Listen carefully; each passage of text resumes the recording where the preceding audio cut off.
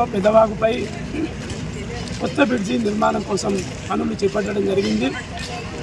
పనులు వేగవంతంగా బ్రిడ్జి మధ్యలో పూర్తయింది. కానీ అప్రోచ్ రోడ్లు నిర్మించకపోవడం వల్ల ఆ పక్క ఈ పక్క రోడ్డును పూర్తి చేయకపోవడం వల్ల బ్రిడ్జి నిర్మించినా కూడా ఫలితం లేకుండా అయింది.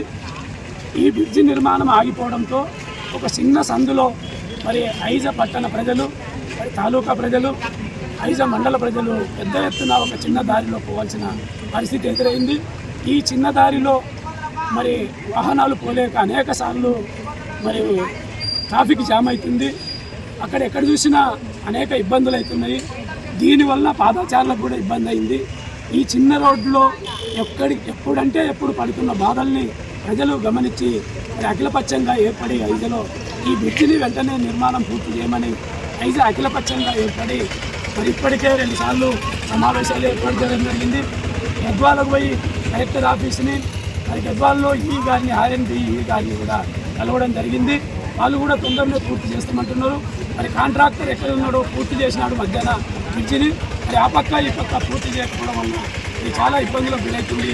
ఇప్పటికీ కాంట్రాక్టర్కి మరి ప్రభుత్వాలకి విన్నవిస్తున్నాం. మేము ఈ అప్రోచ్ రోడ్డులను నిర్మించి వెంటనే ప్రజలకి అందుబాటులోకి తీసుకురావాలని కోరినాము.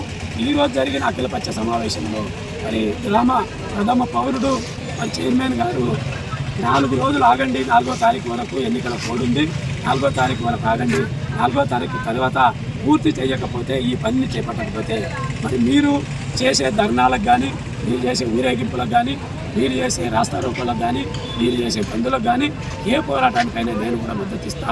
మా కౌన్సిలర్తో కూడి అన్ని పార్టీలతో కూడి మద్దతు ఇస్తామని అన్ని పార్టీల నాయకులు, కాంగ్రెస్ పార్టీ, టీఆర్ఎస్, బీజేపీ అన్ని పార్టీలు కూడా మరి వాళ్ళు స్వచ్ఛందంగా ఈ సమావేశానికి హాజరై మరి అఖిలపక్షానికి హామీ ఇవ్వడం జరిగింది. కాబట్టి 4వ తారీఖు వరకు వేచి చూసి 4వ తారీఖు తర్వాత బ్రిడ్జి అప్రోచ్ పాయింట్ పనులు చేపట్టకపోతే తీవ్రమైన ఉద్యమానికి పూనుకుంటూ అఖిలపక్ష కమిటీ పూనుకుంటుందని ఈ సందర్భంగా ప్రభుత్వానికి విన్నవిస్తున్నాం, మరి కాంట్రాక్టర్కి విన్నవిస్తున్నాం.